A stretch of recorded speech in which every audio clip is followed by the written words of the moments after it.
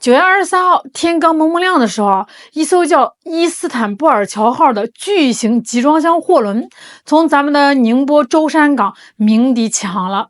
它的目的地是遥远的欧洲。你可能会说，这不就是一艘货船出海吗？有啥稀奇的？朋友们，这可不是一次普通的航行啊！这艘船呢，它走的不是寻常路，它走的是一条全新的、具有历史性意义的航线——全球首条北极集装箱快航。什么叫北极航道？那简单说就是咱们的船不再绕到南边的马六甲海峡、苏伊士运河，而是直接超近道，从北边穿过北冰洋，直达欧洲。这条路一开通那时间能省下10几天吧？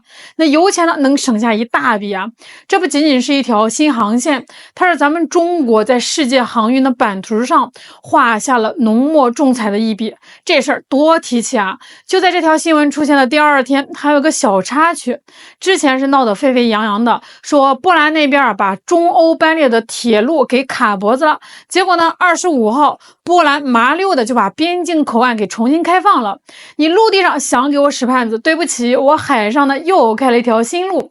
那多一条路呢，就多一份从容，多一份底气。可是就在咱们自己都还沉浸在这份喜悦里的时候，有一个国家比我们还关心这个事儿谁呢？新加坡呀！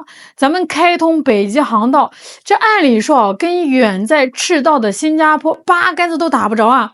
可是他们那边有个叫联合早报的媒体，那叫一个着急上火呀，直接发文章，真是替咱们操碎了心。他说啥呢？他说哎呀，中国搞这个北极航道又不安全又不环保，还说呀，全世界那些航运大公司都避而远之，没人愿意走。我看完这篇文章，我当时就乐了。我说新加坡，你这体量不大，烦恼还挺多啊。我们家修条新路，你跑出来说这个路不好走，还替我们担心，真是谢谢您嘞。但是呢，咱们仔细琢磨下他这个话你就品出那个味儿了。他不是关心那是酸，那是急。为啥急呢？咱把这个地图剖开一看，就一目了然了。那新加坡呢，靠的是谁发的家？不就是靠它得天独厚的地理位置吗？它正好卡在马六甲海峡的咽喉上，全世界的货船尤其是从亚洲到欧洲、非洲的，绝大部分都得从他家门口过。这船一过，你就得加油吧，你就得补给吧，你就得停靠吧。这一来二去的，港口啦、金融啦、服务业啦，就全都带起来了。说白了，新加坡呢，就是靠着马六甲海峡这个世界级收费站，那赚的是盆满钵满。现在好了，中国呢，直接在地球顶上开了条新路，一条比你那条老路近得多、快得多的高速公路。那以后是不是得有好多船就不走你家门口了，不从你那儿过了？那你的过路费还怎么收呢？这不就等于你家楼下开了几十年的独一家的小卖部，生意呢火得不行，突然有一天马路对面咣当一下开了个窗明几净、货全价廉的大超市，你说你这个小卖部老板，你慌不慌啊？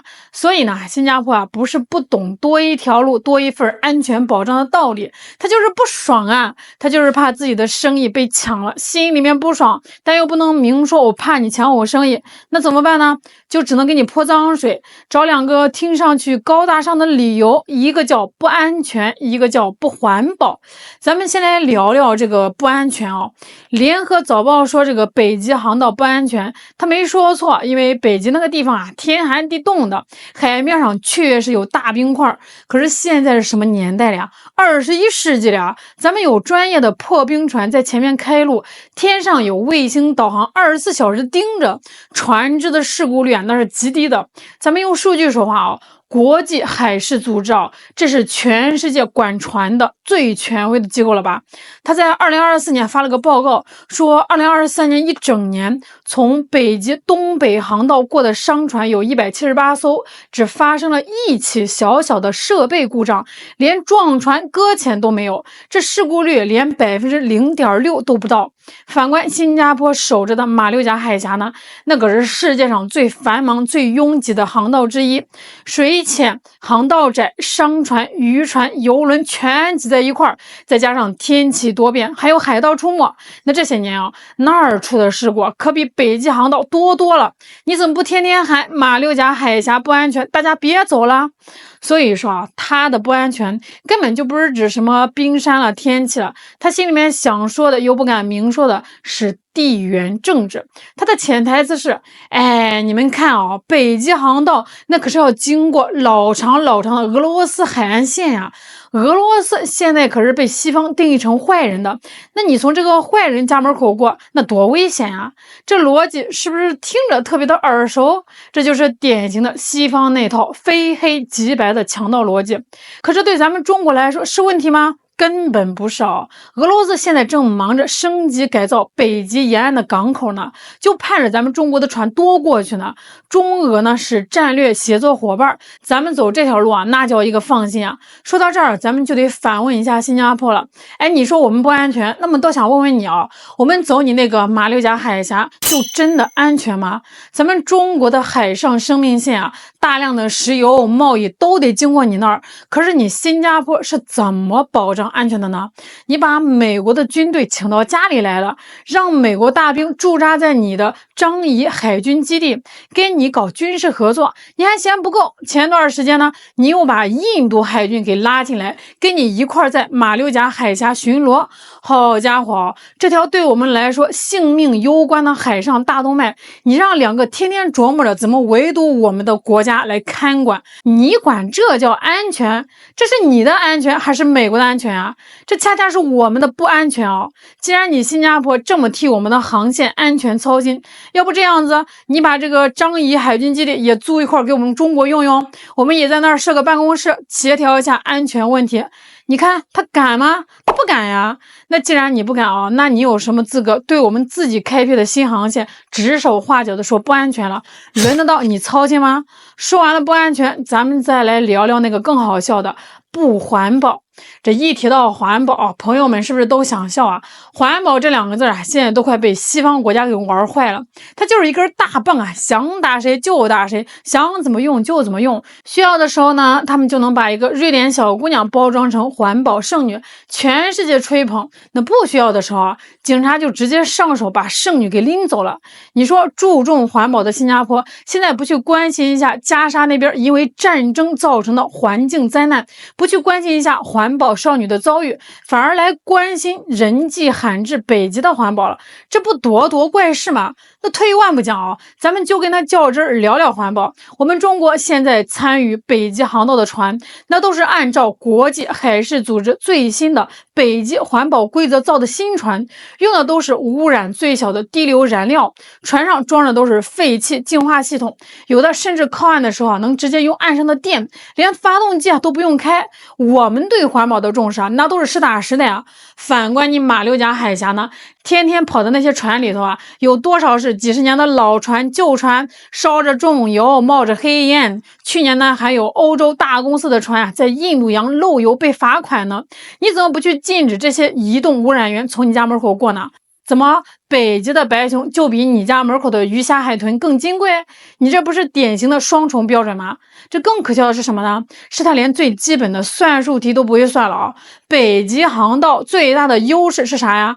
是近呀，是走比马六甲苏伊士运河那条老路能缩短差不多3-4千海里。路程短了意味着什么？意味着烧的油就少了，开船的时间也短了。那烧的油少了，那排出来的二氧化碳是不是也跟着少了呀？这笔账小学生都会算呀。如果新加坡真的那么在乎全球环保，它是不是应该举双手双脚支持北极航线，来分流传统航线的运输量，从而实现全球航运总体的节能减排吗？